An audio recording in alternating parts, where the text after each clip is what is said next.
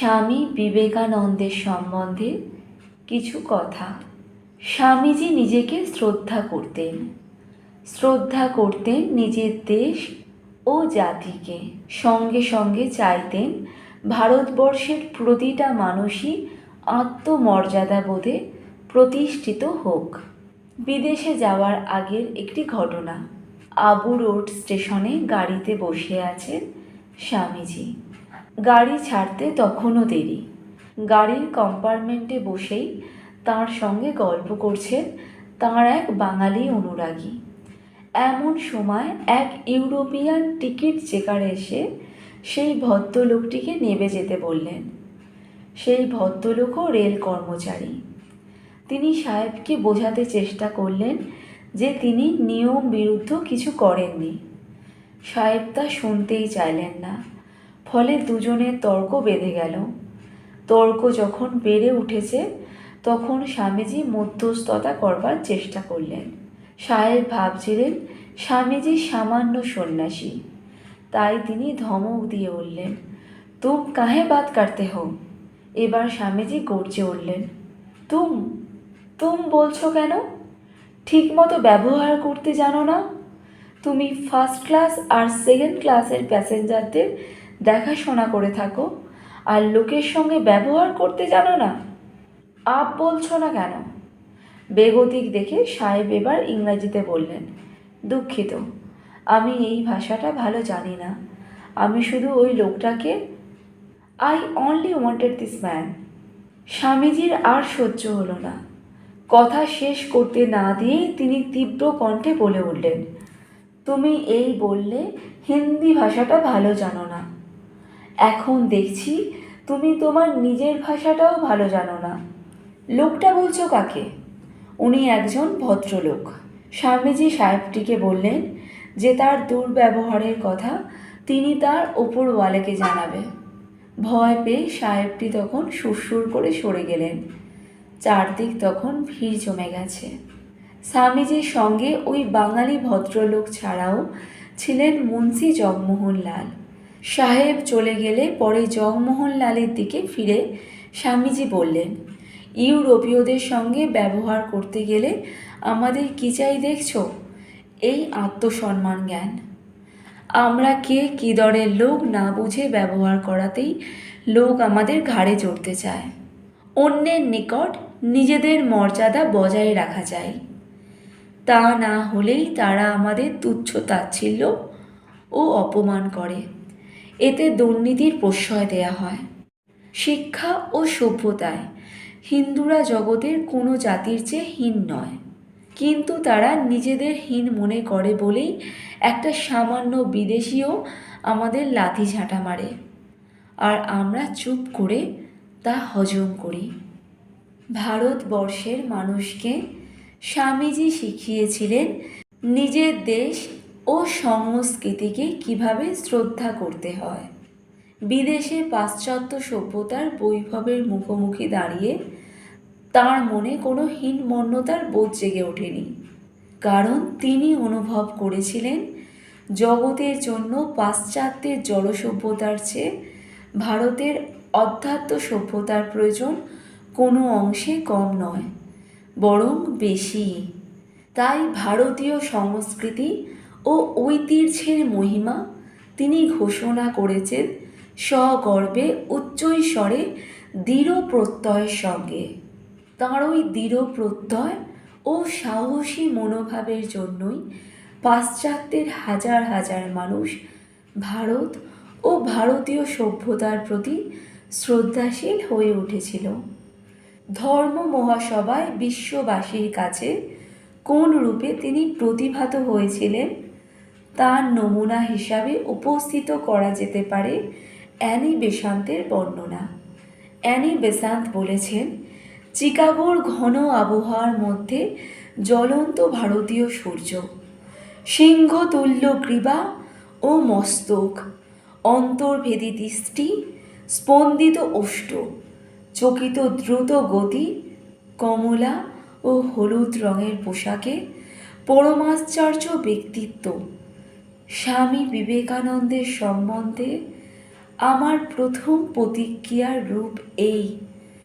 Annie Besant বলেছেন, ধর্ম মহাসভার প্রতিনিধিদের জন্য নির্দিষ্ট কক্ষে যখন আমি তাকে প্রথম দেখলাম, সন্ন্যাসী তার পরিচয় নিশ্চয়ই, কিন্তু সৈনিক সন্ন্যাসী তিনি। প্রথম দর্শনে বরং সন্ন্যাসীর চেয়ে সৈনিকই বেশি মনে হয়। মঞ্চ থেকে এখন নেমে এসেছেন। দেশ ও জাতির গর্ব ফুটে উঠেছে দেহের রেখায় রেখায়। পৃথিবীর প্রাচীনতম ধর্মের প্রতিনিধি পরিবেষ্টিত হয়ে আছেন কৌতূহলী অর্বাচীনদের দ্বারা, যারা কোনো মতেই নিজেদের দাবি ত্যাগে প্রস্তুত নয়, যারা যেন বলতে চায় তিনি যে সুপ্রাচীন ধর্মের প্রতীক পুরুষ। সেই ধর্ম আশেপাশে সমবেত ধর্মসমূহের মহিমার চেয়ে হীনতর। কিন্তু না, তা হবার নয়। ধাবমান ও উদ্ধত পশ্চিম দেশের কাছে ভারত যতক্ষণ তার এই বাণীবহ সন্তান বর্তমান আছে, ততক্ষণ লজ্জিত থাকবে না। ভারতের বাণীকে তিনি বহন করে এনেছেন, ভারতের নামে তিনি দাঁড়িয়েছেন। সকল দেশের মধ্যে রানীর মতো যে দেশ থেকে তিনি এসেছেন, তার মর্যাদার কথা স্মরণ রেখেছিলেন এই চারণ সন্ন্যাসী। প্রাণবন্ত, শক্তিধর, নির্দিষ্ট উদ্দেশ্যে স্থির স্বামী বিবেকানন্দ। পুরুষের মধ্যে পুরুষ, নিজেকে উত্তোলন করার সামর্থ্য সম্পূর্ণ চরিত্র। স্বামীজি বলছেন, মানুষের চরম লক্ষ্য সুখ নয়, জ্ঞান। সুখ ও আনন্দ তো শেষ হইয়া যায়। সুখী চরম লক্ষ্য, এরূপ মনে করাই ভ্রম। জগতে আমরা যত দুঃখ দেখিতে পাই, তাহার কারণ মানুষ অজ্ঞের মতো মনে করে সুখী আমাদের চরম লক্ষ্য। কালে মানুষ বুঝিতে পারে সুখের দিকে নয়, জ্ঞানের দিকেই সে ক্রমাগত চলিয়াছে। দুঃখ ও সুখ উভয়ই তাহার মহান শিক্ষক। সে শুভ এবং অশুভ হইতে সমভাবে শিক্ষা পায়। দেখিবে সুখ দুঃখ দুই সমভাবে তাহার চরিত্র গঠনের উপাদান। চরিত্রকে এক বিশেষ ছাঁচে ঢালিবার পক্ষে ভালো মন্দ উভয়েরই সমান অংশ আছে। কোনো কোনো স্থলে সুখ অপেক্ষা বরং দুঃখই অধিকতর শিক্ষা দেয়। জগতের মহাপুরুষদের চরিত্র আলোচনা করিলে দেখা যায়, অধিকাংশ ক্ষেত্রে সুখ অপেক্ষা দুঃখ তাহাদিগকে অধিক শিক্ষা দিয়াছে। ধনৈশ্বর্য অপেক্ষা দারিদ্র্য অধিক শিক্ষা দিয়াছে। প্রশংসা অপেক্ষা নিন্দারূপ আঘাতই তাহাদের অন্তরে অগ্নি প্রজ্বলিত করিতে অধিক পরিমাণে সাহায্য করিয়াছে।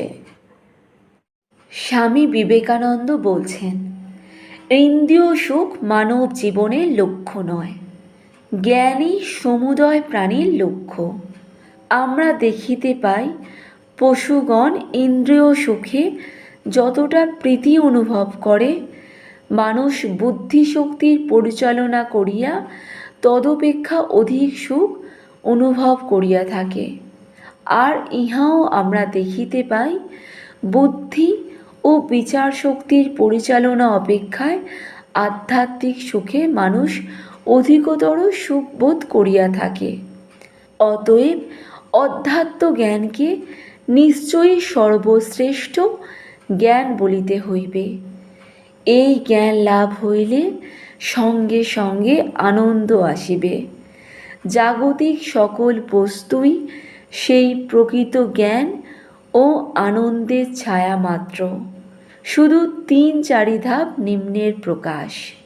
একমাত্র মূঢ় ব্যক্তিরাই ইন্দ্রিয় ভোগের পশ্চাতে ধাবিত হয়। ইন্দ্রিয় কেন্দ্রিক জীবনযাপন করা সহজ। পানভোজন ক্রিয়ারূপ পুরাতন অভ্যস্ত পথে ভ্রমণ করা কঠিন নয়। কিন্তু আধুনিক দার্শনিকগণ বলিতে চান, এই অনায়াস সাধ্য ভাবগুলি গ্রহণ করো এবং সেগুলির ওপর ধর্মের ছাপ দিয়া দাও। এই ধরনের মতবাদ বিপজ্জনক। ইন্দ্রিয় ভোগে মৃত্যু, আধ্যাত্মিক স্তরে যে জীবন, তাহাই যথার্থ জীবন। অন্য ভোগভূমির জীবন মৃত্যুরই নামান্তর। আমাদের এই জাগতিক জীবনকে একটি শব্দে বর্ণনা করা যাইতে পারে, উহা অভ্যাসের ব্যায়ামাগার। যথার্থ জীবন উপভোগ করতে হইলে আমাদিগকে ইহার ঊর্ধ্বে উঠিতে হইবে।